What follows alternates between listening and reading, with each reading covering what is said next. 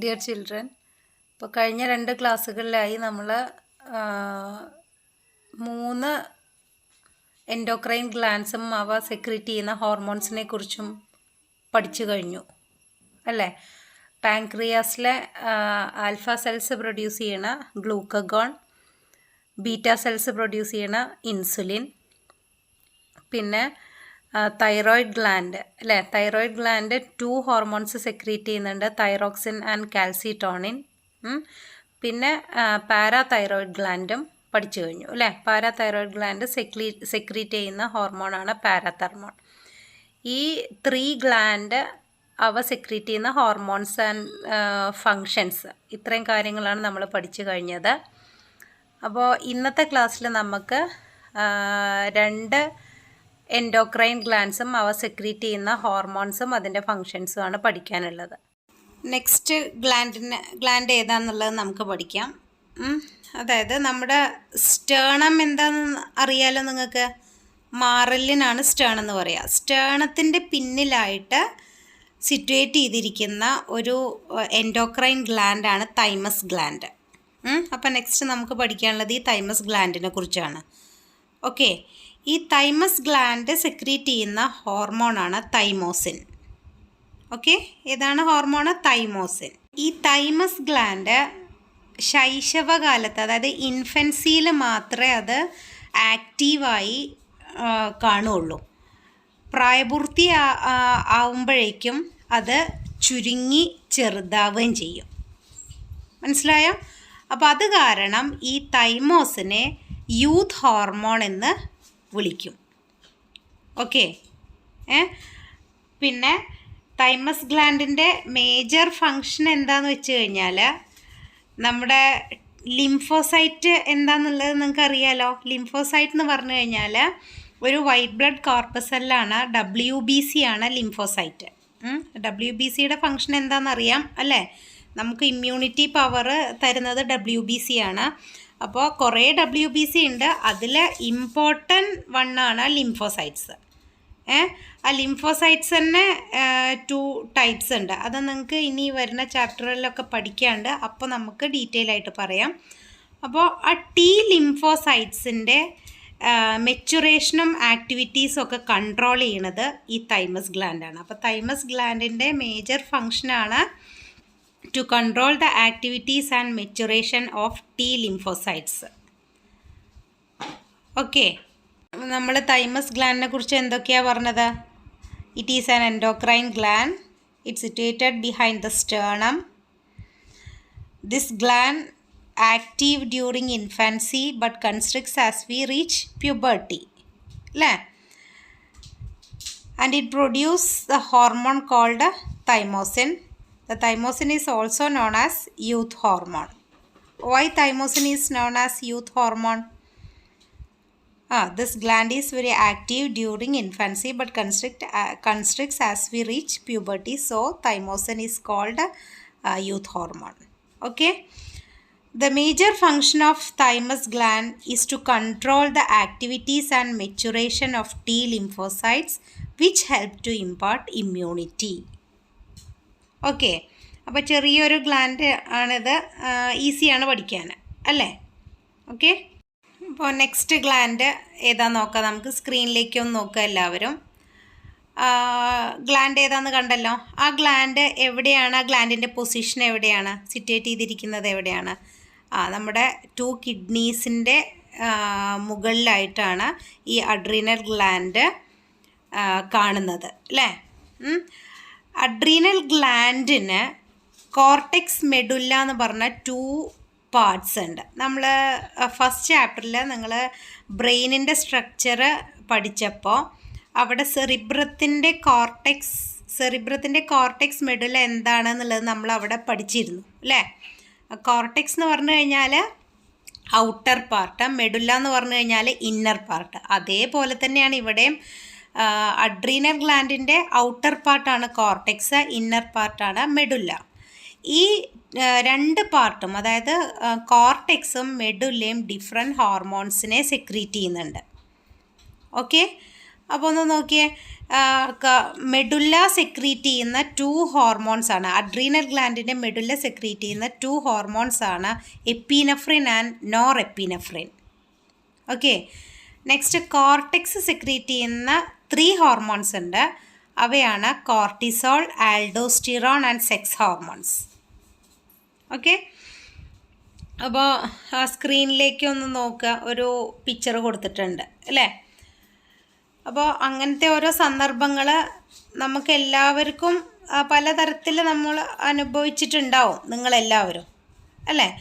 അപ്പോൾ ഇങ്ങനെയുള്ള എമർജൻസി സിറ്റുവേഷനിൽ ആക്ട് ചെയ്യുന്ന നെർവസ് സിസ്റ്റത്തിൻ്റെ ഭാഗം ഏതാണെന്നുള്ളത് നമ്മൾ പഠിച്ചിട്ടുണ്ടായിരുന്നു അല്ലേ.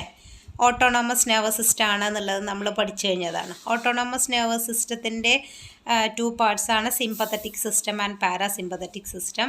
ഈ സിമ്പത്തറ്റിക് പാരാസിമ്പത്തറ്റിക് സിസ്റ്റമാണ് ഇത്തരത്തിലുള്ള എമർജി സിറ്റുവേഷൻസൊക്കെ തരണം ചെയ്യാനായിട്ട് നമ്മുടെ ബോഡിയെ ഹെൽപ്പ് ചെയ്യുന്നത്. അപ്പോൾ നെർവസ് സിസ്റ്റത്തിൻ്റെ കൂടെ എൻഡോക്രൈൻ സിസ്റ്റവും കൂടെ ചേർന്നാണ് ഇത്തരത്തിലുള്ള, അതായത് നമ്മുടെ ബോഡിയിൽ നടക്കുന്ന ഒട്ടുമിക്ക പ്രവർത്തനങ്ങളും നടക്കുന്നത് നെർവസ് സിസ്റ്റത്തിൻ്റെയും എൻഡോക്രൈൻ സിസ്റ്റത്തിൻ്റെയും ഒരുമിച്ചുള്ള ആക്ഷനിലൂടെയാണ്. മനസ്സിലായല്ലോ. അതിനൊരു മെയിൻ എക്സാമ്പിളാണ് പിന്നെ ഏത്, അതായത് നെർവസ് സിസ്റ്റത്തിൻ്റെ ഓട്ടോണോമസ് നെർവസ് സിസ്റ്റത്തിൻ്റെ കൂടെ എൻഡോക്രൈൻ സിസ്റ്റം, അതായത് എൻഡോക്രൈൻ ഗ്ലാൻഡായ അഡ്രീനൽ ഗ്ലാൻഡിലെ മെഡുല്ല സെക്രീറ്റ് ചെയ്യുന്ന എപ്പിനെഫ്രിൻ്റെയും നോർ എപ്പിനെഫ്രിൻ്റെയും പ്രവർത്തനം. ഓക്കെ, അപ്പോൾ നമ്മൾ എമർജൻസി സിറ്റുവേഷനിൽ പിന്നെ നമ്മുടെ ബോഡിയിലുണ്ടാകുന്ന ചേഞ്ചസ് എന്തൊക്കെയാണെന്നുള്ളത് നമ്മൾ പഠിച്ചിരുന്നു അല്ലേ. ഏതൊക്കെയാണവ? Heart beat increases, blood pressure increases, hormone production of hormone increases, പിന്നെ glucose level in blood increases and blood flow increases.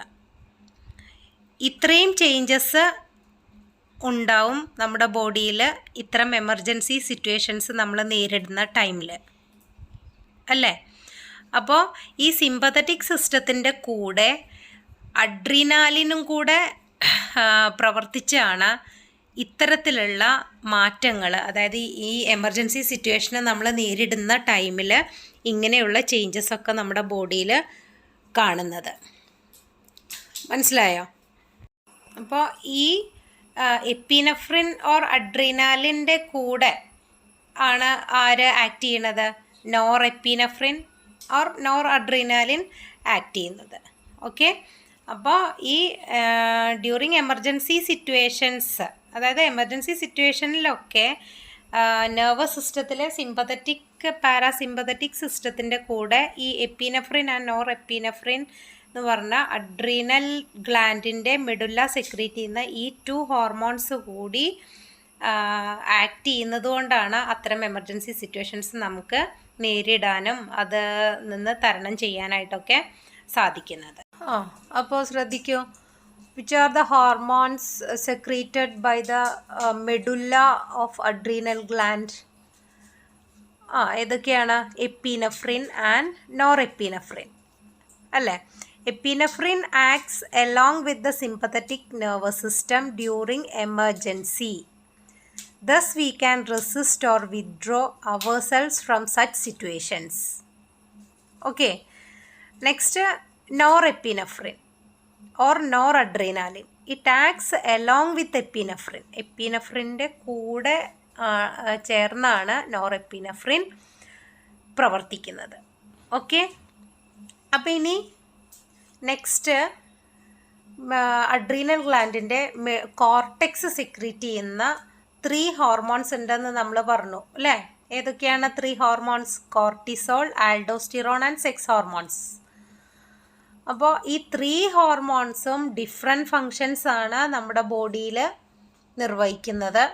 ഏതൊക്കെയാണെന്നുള്ളതൊന്ന് നോക്കാം നമുക്ക്. Cortisol synthesises glucose from protein and fat. It slows down the action of defence cells and controls inflammation and allergy. Okay, പ്രോട്ടീനിൽ നിന്നും ഫാറ്റിൽ നിന്നൊക്കെ glucose synthesise ചെയ്യാൻ cortisol help ചെയ്യുന്നുണ്ട്. നമ്മുടെ defence സെൽസിൻ്റെയൊക്കെ ആക്ഷൻസ് സ്ലോ ഡൗൺ ചെയ്യുന്നുണ്ട്, പ്രതിരോധ കോശങ്ങളുടെ. പിന്നെ ഇൻഫ്ലമേഷനും അലർജിയും ഒക്കെ കൺട്രോൾ ചെയ്യുന്നുണ്ട് കോർട്ടിസോൾ. ഓക്കെ, അപ്പോൾ കോർട്ടെക്സ് സെക്രീറ്റ് ചെയ്യുന്ന നെക്സ്റ്റ് ഹോർമോണാണ് ആൽഡോസ്റ്റിറോൺ. ആൽഡോസ്റ്റിറോണ് എന്തിനാ ഹെൽപ്പ് ചെയ്യുന്നതെന്നറിയോ? It maintains salt water level by acting in kidneys. അപ്പോൾ കിഡ്നീസിൽ ആൽഡോസ്റ്റിറോൺ പ്രവർത്തിക്കും. എന്ത് മെയിൻറ്റെയിൻ ചെയ്യാനാണ്? സോൾട്ട് വാട്ടർ ലെവൽ മെയിൻറ്റെയിൻ ചെയ്യാനായിട്ട്. ഓക്കെ, പിന്നെ നമ്മുടെ ബ്ലഡ് പ്രഷർ മെയിൻറ്റെയിൻ ചെയ്യുക കൂടി ആൽഡോസ്റ്റിറോൺ ചെയ്യുന്നുണ്ട്. അപ്പോൾ there are 2 functions of aldosterone. First one, it maintains the salt water level by acting in kidneys. Second function, maintains blood pressure. ഇനി cortex secrete ചെയ്യുന്ന third ഹോർമോണാണ് sex hormones. It controls the development and functions of sex organs. അപ്പോൾ sex ഓർഗൻസിൻ്റെ വളർച്ചയ്ക്കും അതായത് അതിൻ്റെ ഫങ്ഷൻസിനൊക്കെ help ചെയ്യുന്നത് ഈ കോർട്ടെക്സ് സെക്രീറ്റ് ചെയ്യുന്ന സെക്സ് ഹോർമോൺസാണ്. ഓക്കെ, ഇപ്പം നേരത്തെ പറഞ്ഞതുപോലെ എൻഡോക്രൈൻ സിസ്റ്റം, നെർവസ് സിസ്റ്റം കൂടെ ചേർന്നാണ് നമ്മുടെ ബോഡിയിൽ നടക്കുന്ന എല്ലാ ആക്ടിവിറ്റീസിനെയും കൺട്രോൾ ചെയ്യണത്, അതിന് ഹെൽപ്പ് ചെയ്യുന്നത്. നമ്മുടെ ബോഡിയിലെ ഹോമിയോസ്റ്റസിസ് മെയിൻറ്റെയിൻ ചെയ്യുന്നതിന് സഹായിക്കുന്നതും ഈ 2 സിസ്റ്റമാണ്. അതായത് നെർവസ് സിസ്റ്റം, എൻഡോക്രൈൻ സിസ്റ്റം കൂടെ ചേർന്നുള്ള പ്രവർത്തനമാണ്. ഓക്കെ, അപ്പോൾ സിമ്പത്തറ്റിക് സിസ്റ്റം, ഓട്ടോണമസ് നെർവസ് സിസ്റ്റത്തിലെ സിമ്പത്തറ്റിക് സിസ്റ്റത്തിൻ്റെ കൂടെയാണ് അഡ്രീനാലിൻ അതായത് എപ്പിനെഫ്രിൻ വർക്ക് ചെയ്യുന്നതെന്ന് പറഞ്ഞു അല്ലേ. ഇപ്പോൾ എമർജൻസി സിറ്റുവേഷനൊക്കെ നമ്മൾ നേരിടേണ്ടി വന്നു കഴിഞ്ഞാൽ ആദ്യം സ്റ്റിമുലേറ്റ് ചെയ്യാൻ നെർവസ് സിസ്റ്റം ആയിരിക്കും. ഈ നെർവസ് സിസ്റ്റത്തിൻ്റെ ആക്ഷൻസ് എന്ന് പറഞ്ഞു കഴിഞ്ഞാൽ വളരെ കുറച്ച് നേരത്തേക്ക് മാത്രമേ ഉണ്ടായിരിക്കുള്ളൂ.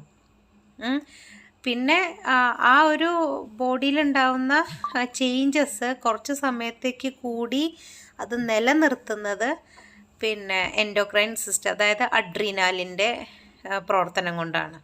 ഓക്കെ, അപ്പോൾ ഇതേപോലെ നമ്മുടെ ബോഡിയിൽ നടക്കുന്ന എല്ലാ പ്രവർത്തനങ്ങളും അതായത് നമ്മുടെ ബോഡിയുടെ ഹോമിയോസ്റ്റസിസ് മെയിൻറ്റെയിൻ ചെയ്യുന്നത് ഈ 2 സിസ്റ്റത്തിൻ്റെയും കൂടെ ഒരുമിച്ചുള്ള പ്രവർത്തനം വഴിയാണ്. ഓക്കെ, അപ്പോൾ നെക്സ്റ്റ് എല്ലാവരും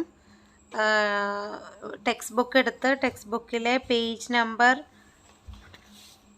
46 3 ഇൻഡിക്കേറ്റേഴ്സ് കൊടുത്തിട്ടുണ്ട്. ആ ഇൻഡിക്കേറ്റേഴ്സിൻ്റെ ആൻസേഴ്സ് നോട്ടിലേക്ക് എഴുതണം. അതുകൂടാതെ തൈമസ് ഗ്ലാൻഡ് സെക്രീറ്റ് ചെയ്യുന്ന ഹോർമോണും അതിൻ്റെ ഫങ്ഷൻസും കൂടി നോട്ടിലേക്ക് എഴുതുക. ഓക്കെ.